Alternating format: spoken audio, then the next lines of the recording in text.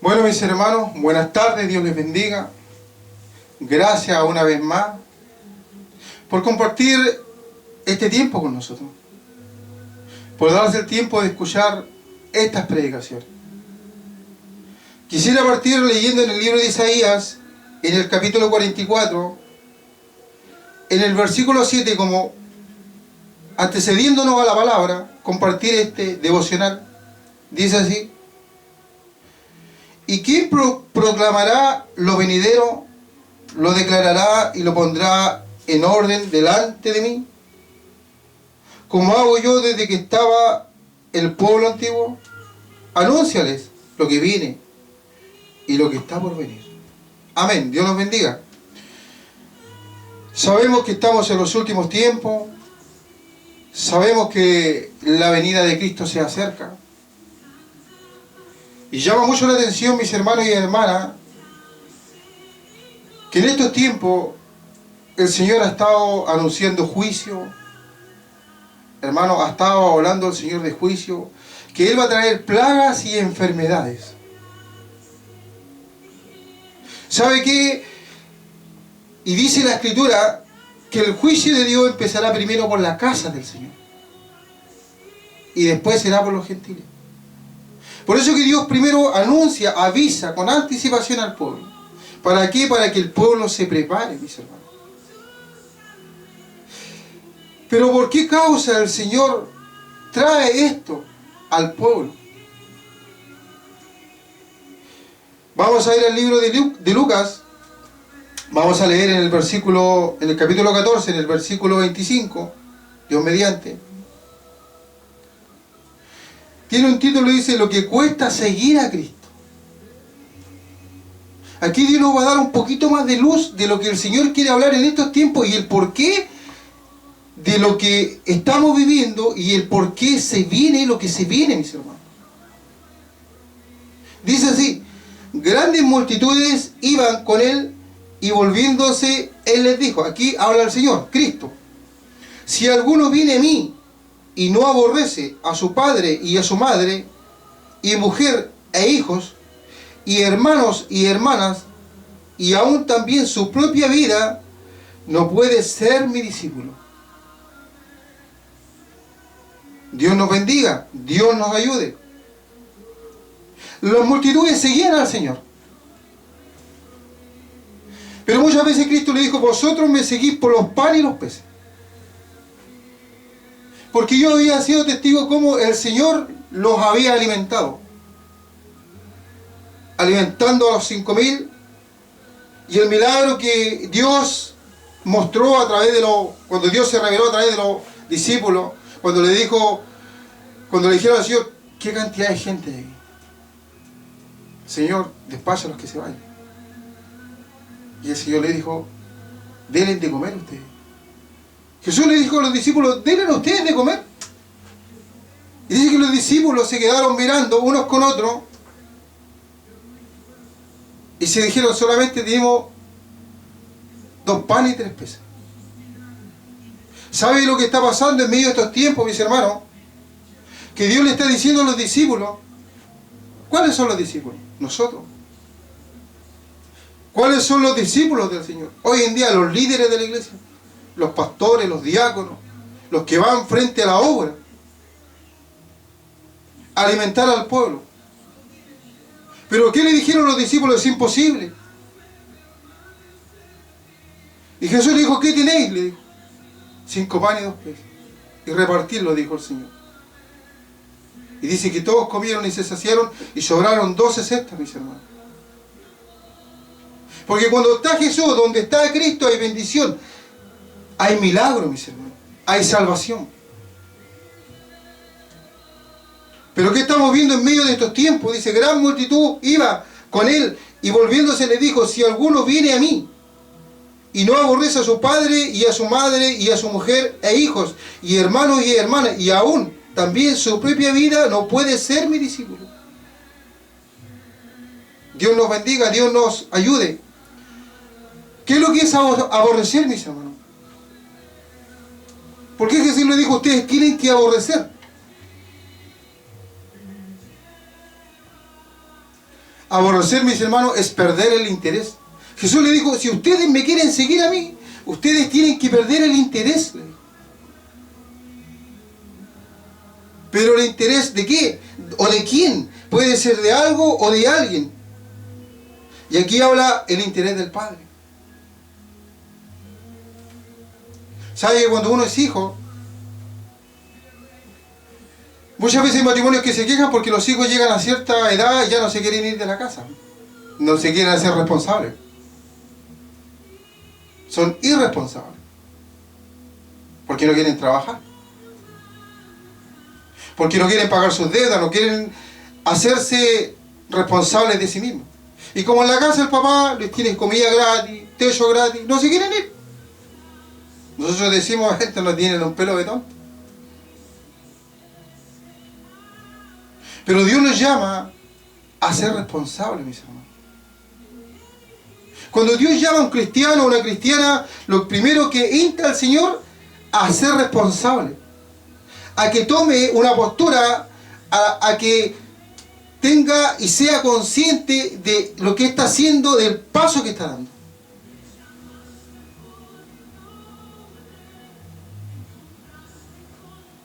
Aquí dice, si alguno viene a mí y no aborrece a su padre y a su madre y a su mujer. Y dijimos que aborrecer era perder el interés. ¿Sabe cuántas personas han llegado en estos tiempos al Evangelio? Y están interesados en caminar y en servir. Y tienen esposas que no son convertidas. Y muchas veces, para no entrar en contienda en el matrimonio, ya sea el hombre cristiano o la mujer cristiana, le da permiso muchas veces al esposo o a la esposa para que salga y comparta con sus amistades. Y esa mujer llega a 3, 4 de la mañana, 5 de la mañana, pasa trago, pasa cigarro, y se mete en la cama con el esposo y la esposa. Y muchas veces el varón no está dispuesto a dejarlo. O la mujer no está dispuesto a abandonarlo. Por eso el Señor dice en su palabra, ser santo como yo soy santo, mis hermanos. Porque Dios nos llama a la santidad. Dice, y si alguno viene a mí y no aborrece a su padre y a su madre y a su mujer, a hijos y hermanos y hermanas. O sea, aquí está diciendo el Señor que si alguno quiere venir a Él, tiene que estar dispuesto, si realmente le ama, si realmente quiere ir detrás de Jesús, tiene que estar dispuesto a dejarlo todo. O sea, todo, ¿en qué sentido? Todo lo que le impida ir a Cristo. Si mi mujer me da impedimento para ir a Cristo, ¿qué dice el Señor? Por su palabra. Después lo vamos a ver más adelante, bíblicamente. Dejarla. Lo que pasa es que en estos tiempos nadie quiere predicar un mensaje así, pues, mis hermanos. Nadie quiere decirle a aquel que quiere venir a Cristo cuáles van a ser las consecuencias de seguir a Cristo. Porque Jesús dijo, el mundo me aborrece, y así como me aborrece a mí, a vosotros también los va a aborrecer. Y yo por donde he andado, he ido predicando el Evangelio, a mí no me reciben con las puertas abiertas.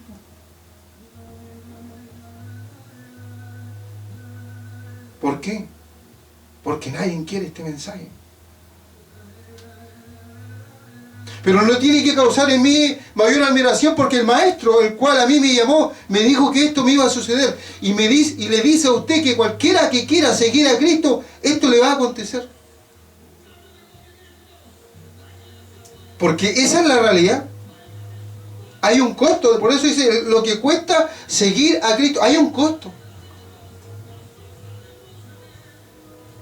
Muchas veces decimos nosotros, los evangélicos, tenemos que pagar un precio. Pero cuando una persona no tiene entendimiento, dice, pero Cristo lo pagó todo en la cruz. Sí, sí, Cristo lo pagó todo en la cruz. Pero Jesús dice en su palabra, aquel que me quiera seguir, tome su cruz y sígame. O sea, tiene que estar dispuesto a pagar un precio. Ese precio es dolor, enfermedad, soledad, tristeza, desprecio.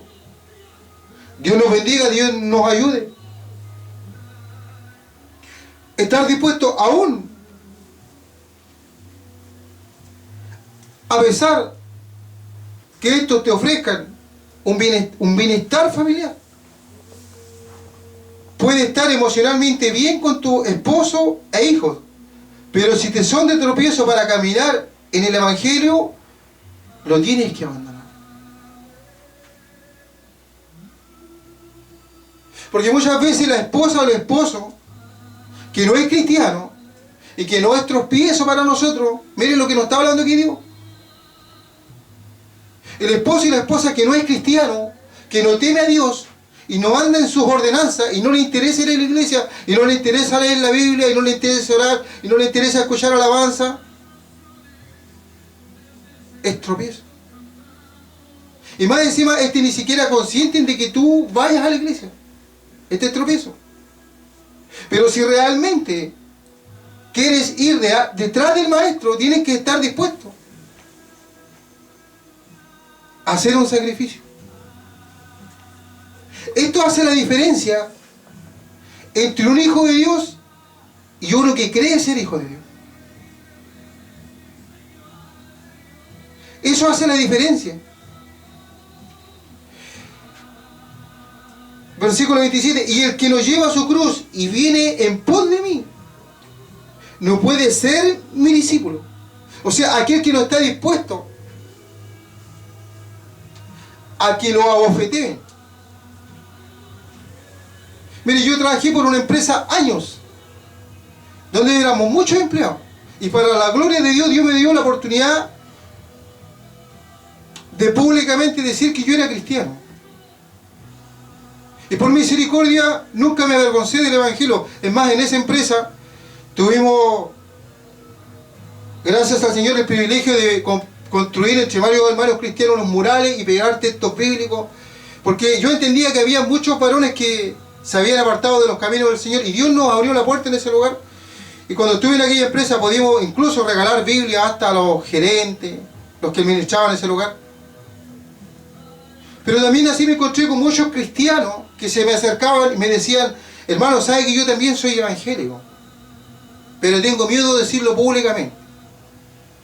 Yo no sé por qué me decían muchas veces eso, no sé. Me decían: tengo miedo de decirlo públicamente. O sea, no estaban dispuestos.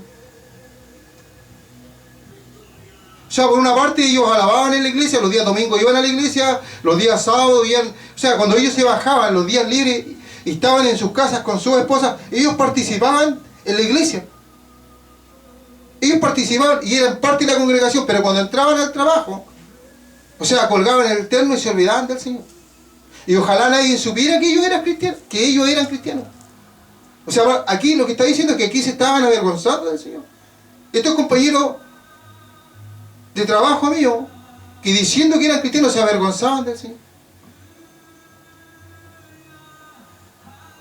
Pero Dios me libre, nunca les dije a ellos: oye, tú te avergüenzas del Señor, sino que muchas veces obré de misericordia y les dije: mira, si yo puedo hablar públicamente es porque Dios en su misericordia me ha dado la fuerza a mí. Así le respondí. Pero Dios tiene su tiempo. Porque este es el tiempo, mis hermanos, en que debemos dejar de andar con tonterías, hermano, y comportarnos como tales. Comportarlo como cristianos y como cristianas que somos, y obedecer al llamamiento santo que Dios nos ha hecho. Muchas veces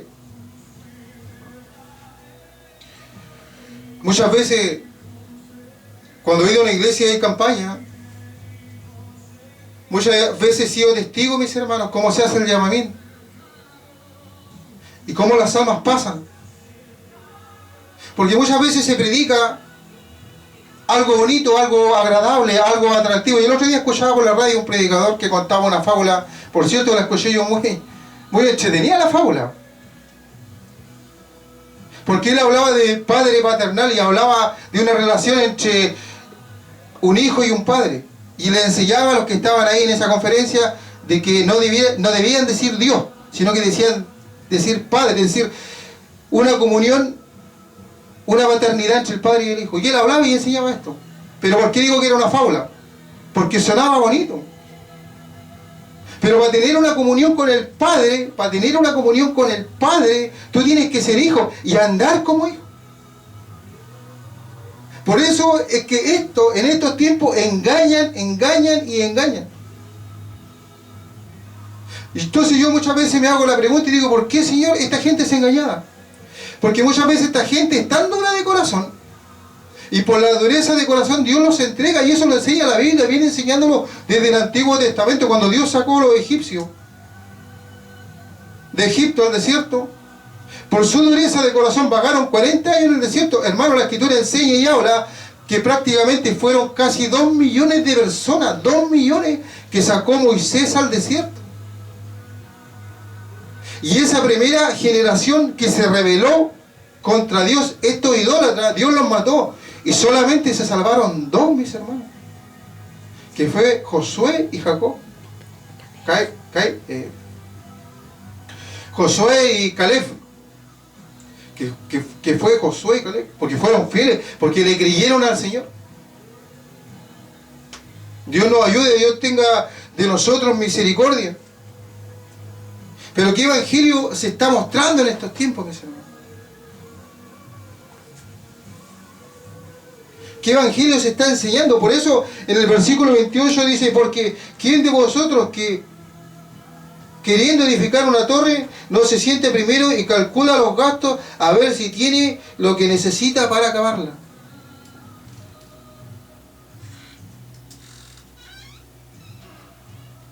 Entonces hoy en día, ¿qué es lo que vemos? Que la gente, los jóvenes principalmente, han tomado el evangelio como juguete, entretención. O sea, vienen a Cristo a la tonta y a la loca. Y como tenemos hoy en día líderes que enseñan un evangelio por conveniencia, por tener congregación, por dinero, por estatus social, por muchas cosas, lo permiten. Pero cualquier siervo y sierva que ha caminado en este caminar sabe lo que significa caminar en este camino santo.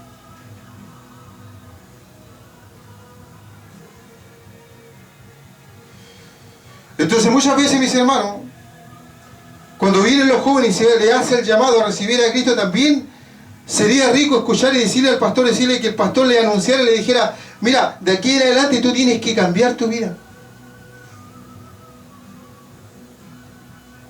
Por eso la Escritura dice, arrepentidos y convertidos. Por eso Juan, cuando anunciaba el Evangelio, y él decía, arrepentidos. O sea, hay que arrepentirse, mis hermanos.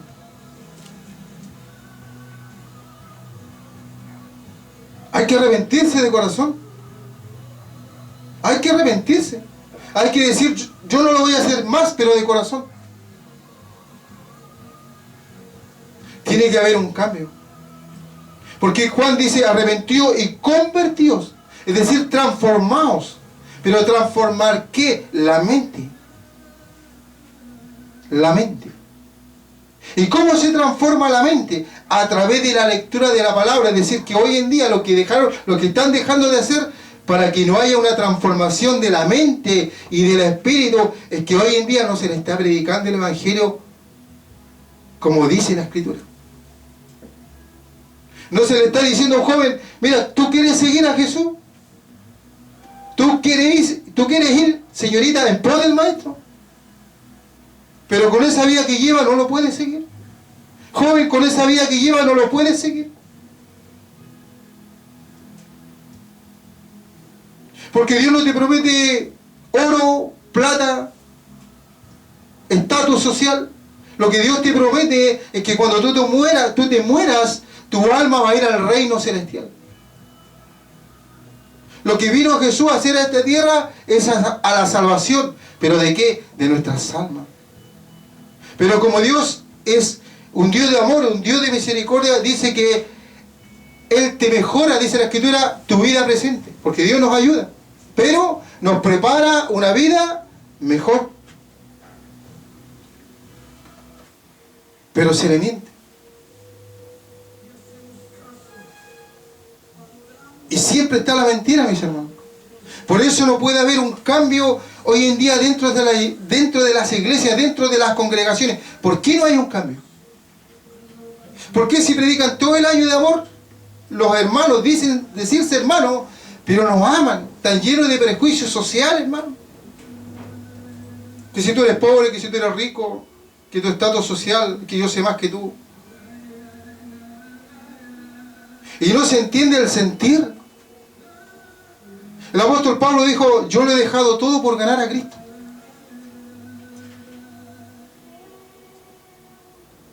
Y queremos en medio de estos tiempos ver hermanos y hermanas convertidos y convertidas mismos, que estén dispuestas a hacer sacrificio. Uno de los grandes sacrificios que está haciendo hoy en día el pueblo de Dios, los poquitos que hay, es soportar. Es soportar. Porque nadie los toma en cuenta. Yo me acuerdo que en cierta oportunidad se acercó un varón y me dijo, estaba pasando yo una dificultad, era mayor que yo, pero ya era muy nuevito en el Evangelio. Y me dijo, ¿sabes qué? A pesar de todas las dificultades, me dijo, hay que mirar a Cristo. Sí, le dije, hay que mirar a Cristo. Hay que mirar al Señor porque la Escritura dice, miradme a mí todos los términos de la tierra y seréis salvos. Eso dice la Escritura. Eso habla. Pero ¿por qué tanta dificultad ahora en un hijo y una hija de Dios para caminar? ¿Sabe lo que hace la diferencia? Jesús dice en su palabra que cuando Él venga, Él se va a tomar a sí mismo. Aquel que no tenga el Espíritu Santo de Dios no va a volar a la presencia del Señor. Entonces hoy en día los siervos que llevan la unción del Espíritu Santo no tienen cabida en las iglesias. No tienen cabida en los púlpitos. No pueden predicar porque los predicadores, los líderes, tienen miedo de que este varón se pare en el púlpito y Dios lo use y saque toda la mugre que tienen escondida. Entonces por eso tú ves a un varón ahí lleno del Espíritu, que tú sabes que es varón de Dios, que tú sabes que es siervo del Señor, y Dios lo ve, los dones lindos que él tiene, pero ahí está, 10, 15, 20 años en la banca. Y tú dices, pero ¿por qué este varón no? ¿Y por qué no lo tomamos en cuenta? Porque hay intereses. Hay intereses. Y esos intereses no los quieren dejar. Entonces Dios nos llama, en medio de estos tiempos, a que tenemos que dejarlo todo. Todo, todo. Si queremos agradar al Señor. ¿Sabe qué? Mire, suena penoso, a lo mejor va a ser un poco fuerte lo que voy a decir, pero yo creo que usted muchas veces ha sido testigo de hermanos y hermanas que han hecho el ridículo en el Evangelio.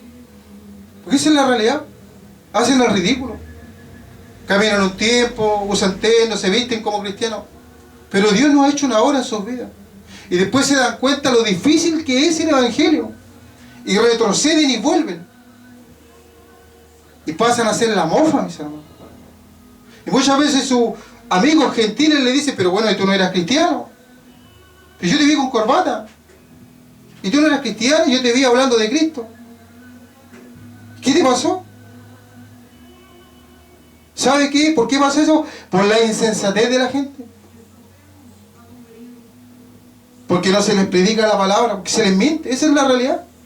Mire, la Escritura dice aquí en el versículo 29, no sé que después que haya puesto el cimiento, no pueda acabarla.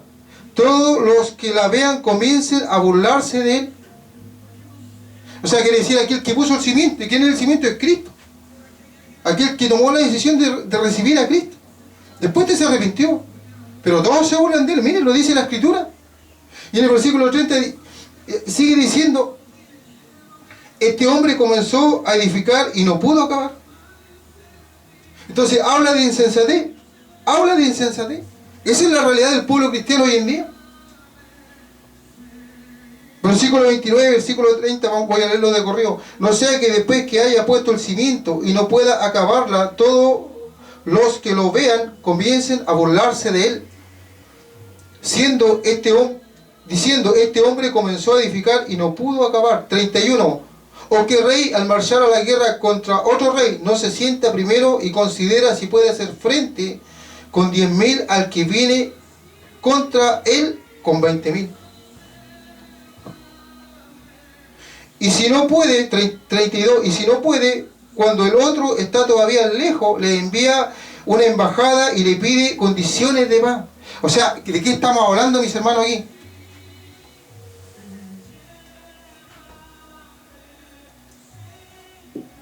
Aquí estamos hablando, mis hermanos, de algo que se llama lógica, mis hermanos. Sentido común. Cuando usted va en un vehículo y llega en una esquina y la flecha indica que usted tiene que virar a la mano izquierda, no lo puede hacer a la derecha. Porque lo más probable es que vaya a chocar. Para tener un accidente puede perder hasta la vida. Entonces, hay una dirección en el caminar. El Señor Jesús dejó una dirección. Y cómo se tienen que conducir los hijos y las hijas del Señor.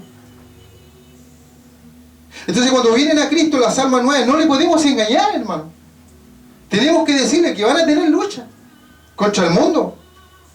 Porque van a desear tener lo que el mundo tiene. Van a tener luchas con su carne. Yo conozco cuantos cristianos, jóvenes principalmente, que andan con sus celulares llenos de pornografía, llenos de videos pornográficos y se los muestran unos con otros. Muchas veces he sido testigo dentro de las iglesias, hermano, cuando en los coros, en la alabanza, hermano, 2 o 3 jóvenes pescan la guitarra y empiezan a sacar tonos mundanos y a cantar canciones mundanas dentro de la misma iglesia antes que empiece el culto, hermano. ¿Qué te quiere decir esto? ¿De quién es la responsabilidad? Del que ministra la iglesia, de los siervos, las siervas, de los sacerdotes. Si aquí, hermano, no estamos hablando de retarlo, estamos hablando de enseñar la Escritura. Porque la Escritura dice que el temor, el principio de toda sabiduría, dice que es el temor que viene de parte de Dios. Pero dice que la fe viene por el oír. ¿Y el oír qué? La palabra. Enseñar la Escritura. Entonces dice que aquel que toma la simiente, pero después se arrepiente, dice que se burla y se mofa. ¿Sabe qué? Mire, voy a poner un ejemplo común y corriente mundano. Nosotros acá en Valdivia se nos construyó un puente, el famoso puente Cruce. Se gastaron 18.000 millones de dólares. Y el puente lo construyeron al revés. ¿Qué le parece? Y usted dice, ¿será para tanto? Bueno, como fue noticia nacional, nosotros acá en Chile, nosotros nos enteramos de todo lo que pasó, de todo lo que sucedió, porque empezaron a hablar en las noticias, en la televisión, empezaron ellos a comentar esto. Pero ¿sabe lo que me llamó mucho la atención? Yo trabajé un tiempo en el transporte público manejando buses, y sabe que trasladé mucha gente europea. Venía gente de Europa, de hecho, de paso, aprendí un poquitito de inglés y aprendí un poquito de alemán. Porque me di el tiempo para poder ayudarle un poquitito ahí. Entonces aprendí un poco de inglés y un poco de alemán, porque fue tanta la gente que vino de Europa que andaban buscando el lugar. Entonces él decía, what are you looking for? ¿Qué andas buscando? Entonces, venían ingleses, venían alemanes. Y sabe que fuimos burla a nivel mundial, mis hermanos. Esa es la cruda realidad. Esa es la cruda realidad. Pero el mundo es así, el mundo es mediocre, hermano. Esa es la realidad. Pero Dios no nos llama a nosotros a la mediocridad.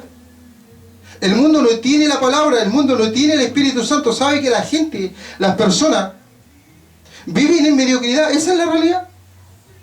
¿Sabe por qué el mundo piensa como piensa? ¿Y por qué el mundo ha afectado a la iglesia? ¿Y por qué la iglesia que dice ser hijo e hija de Dios está actuando de esta manera? ¿Sabe que el mundo, que es el diablo, los ricos de este mundo, que es Satanás, la mentalidad de Satanás, los ricos le dicen a los pobres que los pobres no valen si no tienen algo material? O sea, no valen como personas. O sea, si le dicen, ¿sabes qué? Si tú quieres valer en este mundo, en esta sociedad, tienes que tener un auto, una casa, un buen reloj, una buena cadena. Si no, no tienes valor.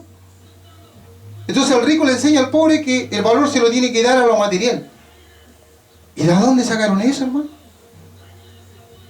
Cuando Jesús enseña su palabra y Jesús dice, ¿no vale el cuerpo más que la ropa? y no le damos valor al ser humano, a la persona, que la persona sí realmente tiene el valor. Y nosotros que decimos decir que tenemos el Espíritu Santo y que el conocimiento de Dios está en nuestras vidas, muchas veces somos testigos de que algunos no le quieren dar la mano al hermano porque tiene un estatus social un poco más bajo, o no anda bien vestido porque no le alcanza para vestirse. Qué terrible, mis hermanos. Qué terrible, esa es la realidad. Dios nos ayude, Dios nos bendiga. Pero meditaba en este pasaje. En el versículo 33 dice: así pues cualquiera de vosotros que no renuncie a todo. Mira, aquí Jesús está recalcando, dice: así pues cualquiera de vosotros que no renuncie a todo lo que posee, no puede ser mi discípulo. Esa es la realidad. Esa es la realidad. Usted dirá: bueno, hermano, ¿y usted qué ha renunciado? ¿Sabe qué? El Señor me cerró hasta la puerta de trabajo. ¿Pero sabe para qué? Para que este mensaje pueda llegar. Para que usted, mi hermano, mi hermana, mire, Dios ama a su pueblo. Sé que Dios tiene en todos lados un remanente pequeñito, un remanente fiel, que a pesar de las circunstancias, el Señor les ama. Y cuando vienen estas plagas, porque vienen, y cuando vienen estas enfermedades, y vienen, mis hermanos, nosotros, por misericordia, estas plagas a nosotros no nos tocan. Porque hemos creído en aquel que un día nos llamó. Porque Él nos amó, dice la Escritura, nosotros le amamos, pero porque Él nos amó primero. ¿Y por qué le amamos? Porque el Señor ha puesto algo en nosotros. ¿Y qué es lo que ha puesto en nosotros? El Espíritu Santo, mis hermanos. Y porque usted lleva el Espíritu Santo y porque yo llevo el Espíritu Santo, siempre vamos a ser aborrecidos, mis hermanos. Pero que no te cause pena esto, sino que sea motivo de gozo, mis hermanos. Porque Dios, como dije, dice que Dios no mejora la vida presente, dice la Escritura, pero nos depara una vida mejor. Y nosotros, ¿dónde tenemos puesta nuestra mirada? En el reino de los cielos. Nosotros somos parte del reino de los cielos. Somos la gloria de Dios en esta tierra. ¿Por qué? Porque Cristo pagó un precio muy, hermano. En este tiempo la gente pisotea la sangre de Cristo, hermano. No le da valor, no le interesa. Pero nosotros, cuando nos arrodillamos, se nos caen las lágrimas y decimos que con cuán gran amor nos amaste, Señor. Que cuando estabas en el madero de la cruz y no quisiste pasar, te acordaste de mí. Y dijiste: si yo no paso por aquí, este varón no se va a salvar. Ese es nuestro sentir. Dios nos ayude, Dios tenga misericordia de nosotros en medio de estos tiempos. Así que si, joven señorita, siempre cuando tengo la oportunidad de encontrar a un joven, a una señorita, que por cierto es muy difícil en los jóvenes, pero siempre no me canso y le digo: en la multitud del consejo está la sabiduría. Pero no el consejo del hombre, sino el consejo de Dios. ¿Y dónde está el consejo de Dios? En su palabra. ¿Cómo guardará el joven su camino? ¿Cómo guardará la señorita su camino? ¿Cómo va a guardar el varón su camino? ¿Cómo va a guardar la sierva el camino? ¿Cómo dice el Señor? Guardando mi palabra, atesorando en el corazón mis mandamientos. Y al hacer eso, el Señor dice por su palabra: deleítate, disfrútalo. Disfrútalo, porque son poquitos los que tienen esto. Disfrútalo. Disfrútalo y deleítate, porque Él va a conceder las peticiones de tu corazón. Porque ahora viene la otra parte. Mira, al deleitarte y al llevar esto y al someterte a dejarlo todo por Cristo, ahora viene lo lindo, lo precioso. Primero que nada es la presencia del Espíritu Santo. Es la comunión con el Padre. Que viene la prueba, la dificultad, pero nunca estás solo. El mundo está solo, el mundo está lleno de depresión y lleno de problemas, pero tú nunca estás solo. Ahí está el Padre, ahí está siempre el Espíritu Santo, ahí está. Yo muchas veces he estado fuera de mi hogar, lejos, en otras ciudades, y me he sentido solo, y ha venido el Espíritu Santo, y ha venido Cristo y me ha abrazado, y sin palabras he sentido el abrazo, y he entendido que no estoy solo. Ahí está el Señor. Y no lo digo porque lo leí, sino que lo viví en carne propia. Porque no estamos solos, Cristo está con nosotros. Y ahora cuando entendemos esto, ahora podemos decir que en Cristo somos más que vencedores.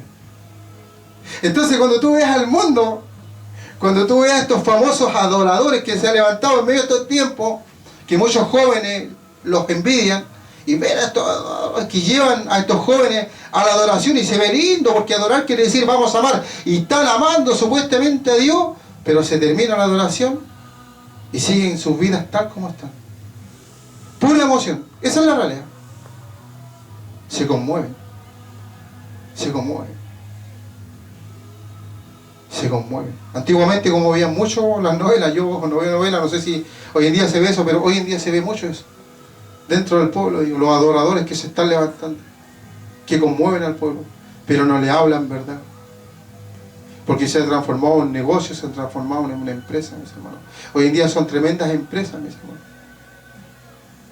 Dios nos ayude, Dios nos bendiga. Pero Dios levantó un hombre en el desierto. Bendito y alabado sea ese nombre. Jesús le dijo, ¿qué saliste a oír al desierto? ¿Qué fuiste a ver ahí? Una voz que clama en el desierto.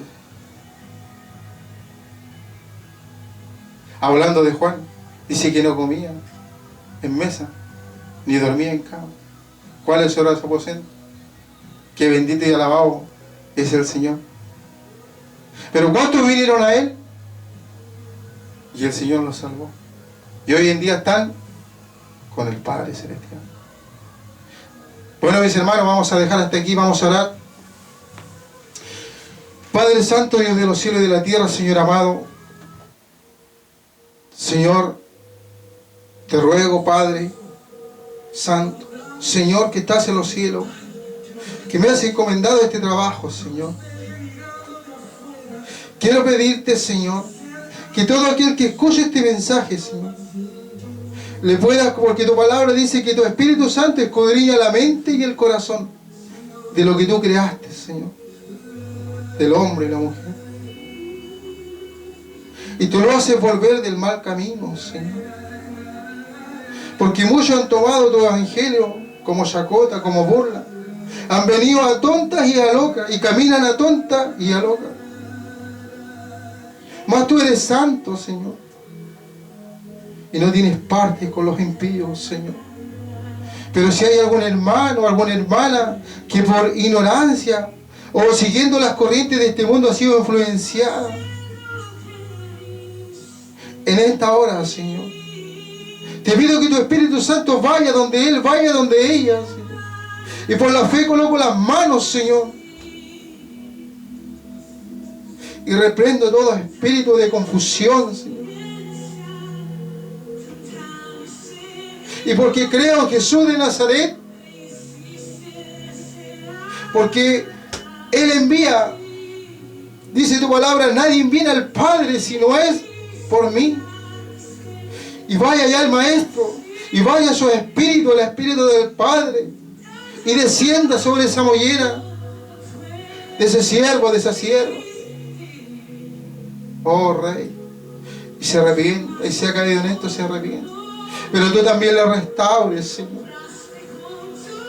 y le fortalezcas, y lo levantes con una mente renovada, con una mente de servir, Señor, con una vocación de servicio, pero de corazón, no esperando nada, Señor.